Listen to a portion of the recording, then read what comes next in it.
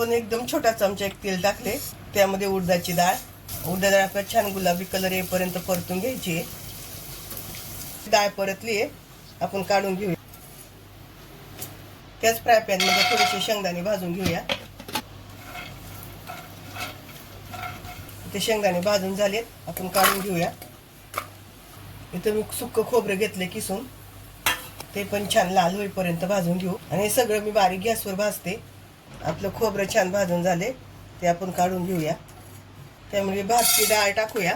भाजकी डाळ फक्त थोडीशी गरम करायची आपल्याला, जास्त नाही भाजायची, कारण ती ऑलरेडी भाजलेली. काढून घेऊ. एक छोटा चमचा जिरं, ते गॅस बंद करूया आपण आणि जिरं भाजून घेऊ. जिरं भाजले, जिरं पण काढून घेऊया. आपण परत गॅस चालू केलाय, तर कढीपत्ता मी धुतलाय आणि सुकवलाय. आता आपण कढीपत्ता भाजून घेणार आहे, अगदी कडक होईपर्यंत. कढीपत्त्यातून आवाज असा कुरकुर आला पाहिजे.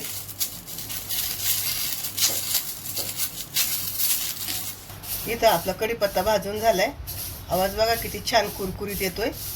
आता थंड झाला की आपण मिक्सरला बारीक करून घेऊया. मिक्सरचं भांडं घेतले, त्यामध्ये आपण भाजून घेतलेली डाळ, खोबरं, शेंगदाणं हे टाकून घेऊया. त्यामध्ये कढीपत्ता, त्यामध्ये चिंच, लाल तिखट, मीठ. आता हे सगळं आपण मिक्सरला बारीक करून घेणार आहे. इथे आपली चटणी तयार झाली. बहुगुणी अशी कढीपत्त्याची चटणी तयार झाली. आता मी वाटीत काढून घेते. आपण वाटीत काढून घेऊया. इथं आपली कढीपत्त्याची चटणी तयार झाली.